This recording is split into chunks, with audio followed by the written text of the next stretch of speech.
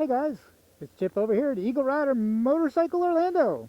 Hey guys, one of the really coolest parts of my job is we get these trade-ins that I get to test them out, check them out, take them for a little test drive, see what I think, do a little review on them. That's part of my gig. Dude, I gotta tell you, this thing is pretty cool. So I'm going to show you something kind of neat, something that's really, something you probably haven't seen before, or at least maybe, maybe in pictures or something, but you probably haven't seen one in real life. This is my first time seeing one. I'll kind of tell you a little bit about it.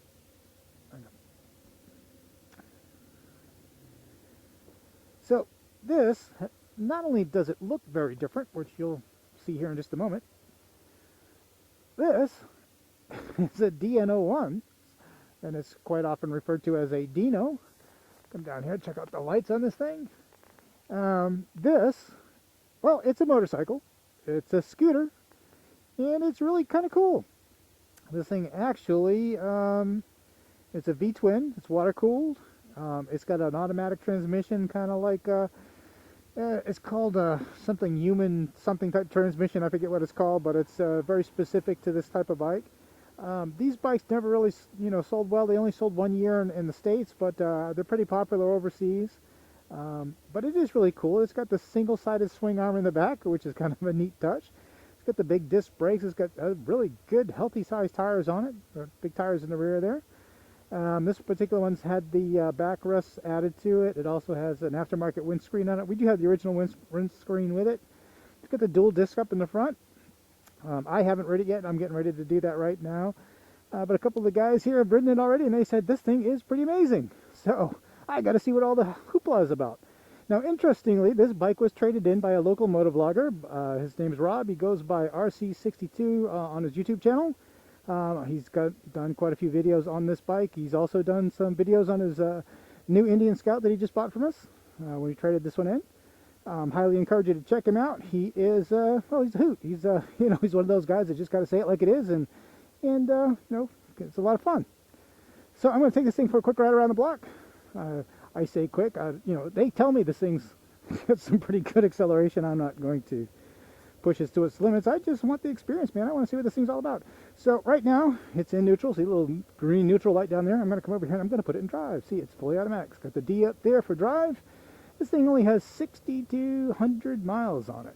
Wow, that thing's pretty cool. It also has a shift over here. You can do drive, regular drive, or it has a sport mode, which will allow it to rev to a higher RPM before shifting. Another cool thing is it actually has an emergency brake down here. I don't know if you can see that or not. It's got an e-brake. It's got floorboards. It is kind of weird that it does not have a clutch pedal. I mean, a clutch lever. It has no shift lever down here. So that makes it kind of unique for me, but I'm just going to throttle on and see how it goes. It leans really nice. Seat is incredibly comfortable, I can tell you that. Backrest is a nice touch. I don't normally like bikes with a backrest, but for whatever reason on this bike, it just seems to fit it quite nicely.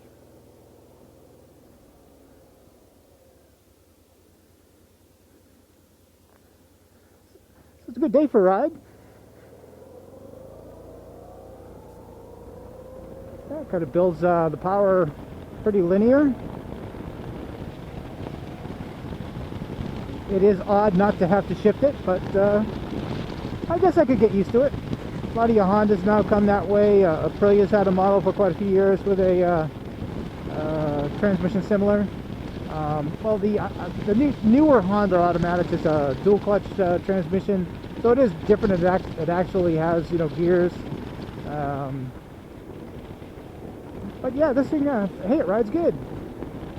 This is a pretty bumpy road. It does allow you to feel the road, but bumps in the road. But I got to tell you, one of the things that, it tips pretty easy. It's doesn't take a lot of input to give this thing a change of direction. The rear visibility in these mirrors is fantastic. Now it does, like I said, have an aftermarket windscreen on it. We do have the original one here. Seems to be doing a pretty good job. Not really sure I like the way it looks, but again, that's subjective. Bike's in really good shape. Again, feels kind of strange coming to a stop without pulling in the clutch or shifting for gears. I'll just take it around the block here. It's gonna Should be able to get it up to some speed here.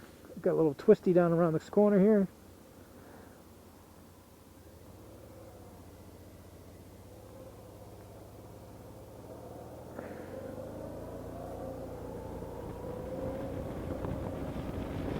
Yeah, it's a different feeling, but not necessarily a bad one.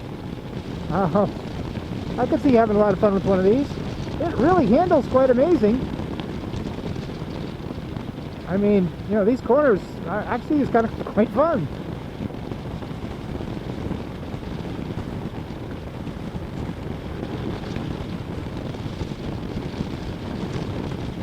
Oh, you know what? It's one of those bikes you don't feel the speed on. I'm doing, like, this is a 40 zone. I'm doing like 49, you know.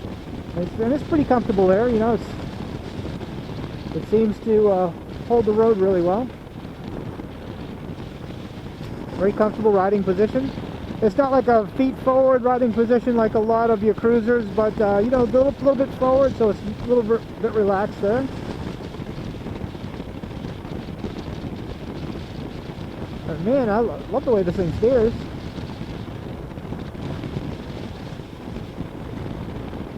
You know, when you see something that's excuse me, this different, you really don't know what to expect.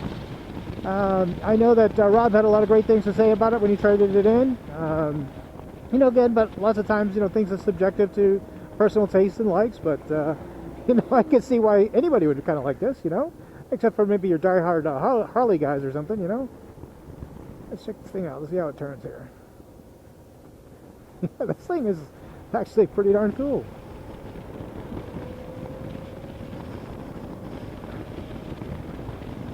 Now again, it doesn't feel like it's going to be like a high RPM screaming machine, but you know, it's a V-twin. It's like a 680cc, something like that.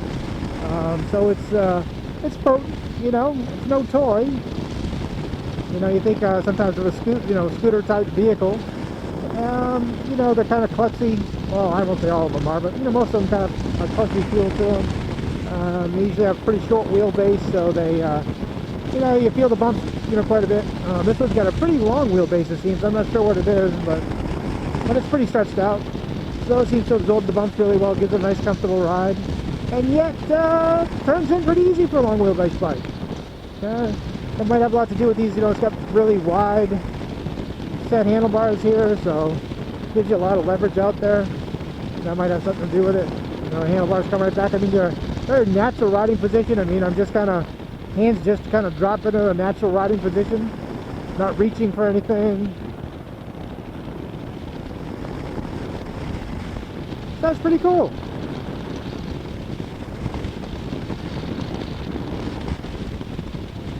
Again, you never know what you're going to run into on something that's really this different.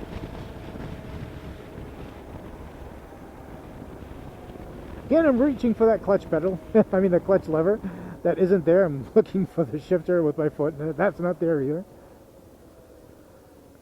As I'm coming to a stop, you can feel the transmission kind of downshifting a little bit. I'm not really downshifting, but you can feel it losing its grip there.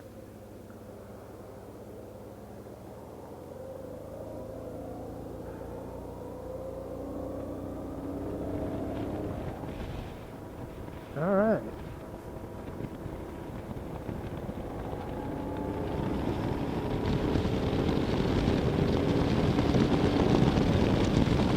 Yeah, this is, you know, unique, cool. It's actually pretty peppy. I mean, and it's really comfortable at speed. I would imagine this is. I can understand why over in Europe these are very popular. Now we got I just put 4 miles on it roughly. I could say it was a highly enjoyable 4 miles. Again, whether I'd buy a bike like this, I'm not really sure. If circumstances were different, you know, might be a possibility. But I would have to say the bike is pretty darn cool.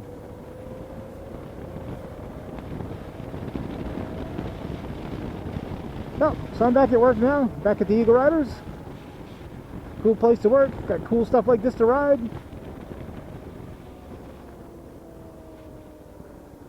So guys, if a bike like this strikes your fancy, you ought to come down and see it. Take it out for a test ride. I don't think you'll be disappointed with this one. Again, I'm about the third person to test ride it here, and I would have to agree with the two first guys, man. This thing's a hoot, and quite nimble actually.